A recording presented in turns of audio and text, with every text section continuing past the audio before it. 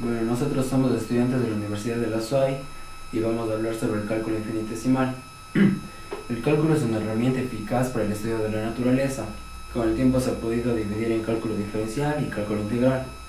El cálculo infinitesimal fue propuesto inicialmente por Arquímedes, luego fue utilizado por Isaac Newton y posteriormente por Leibniz. Newton construyó el cálculo infinitesimal con la necesidad para explicar los problemas físicos como el movimiento del móvil y otros problemas físicos de ese entonces. Usualmente se le acredita a Newton y Leibniz la invención del cálculo. Las ideas principales que ambos estipularon fueron las leyes de derivación e integración, las segundas derivadas, las derivadas de orden superior y la noción de una aproximación de series de polinomios. Ya por la época de Newton, el teorema fundamental del cálculo era conocido. Yo les voy a hablar sobre la historia del cálculo infinitesimal. Los orígenes del cálculo integral se remontan al mundo griego, concretamente al cálculo de áreas y volúmenes que Arquímedes realizó en el siglo III a.C. Fue Arquímedes el precursor del cálculo integral. Lamentablemente su método se perdió y por lo tanto no tuvo ninguna repercusión en el descubrimiento del cálculo.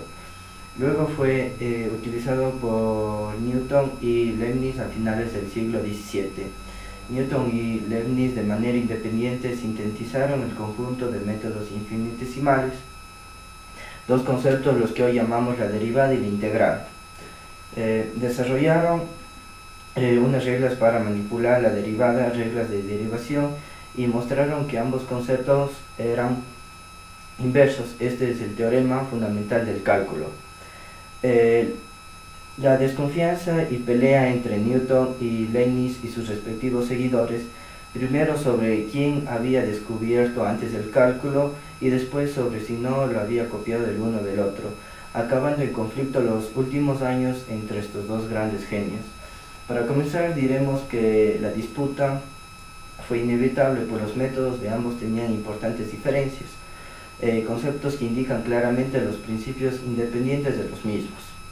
Newton consideraba las curvas generadas por el movimiento continuo de un punto basándose su cálculo diferencial en la medida de la variación, mientras que Leibniz consideraba una curva como formada por segmentos de longitud infinitesimal, cuya prolongación generaba la tangente en cada punto y cuya geometría tenía la correspondiente relación entre las diferencias. Incluso la fundamentación de ambos métodos es totalmente distinta.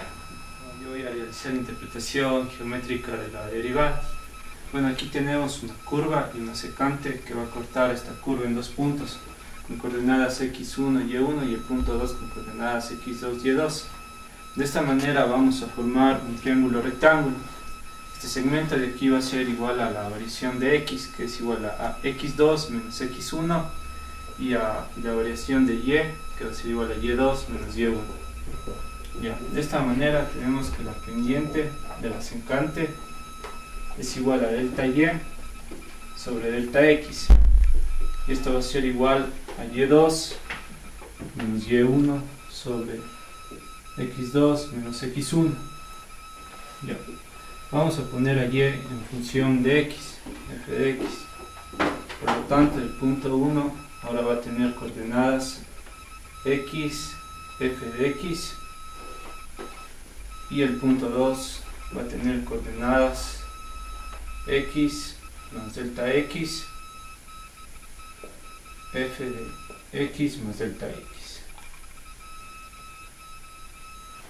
Ahora la pendiente de la secante va a ser igual a f de x más delta x menos f de x, y x más delta x menos x.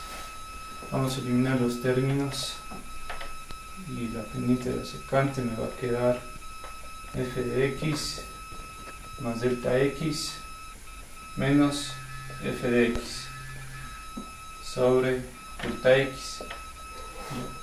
La pendiente de la tangente va a ser igual a esta, con la diferencia de que la distancia de P2 a P1 se va a ir acortando cada vez más hasta un límite cero.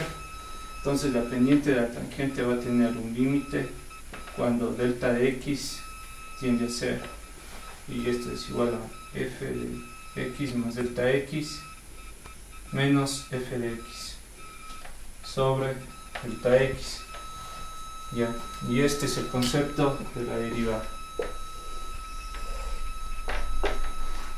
Es así que hoy en día el cálculo ha tenido efectos muy importantes casi en todas las áreas de la vida moderna, prácticamente en todos los desarrollos técnicos modernos como nuevas y avanzadas técnicas de construcción, en la aviación y entre otros campos.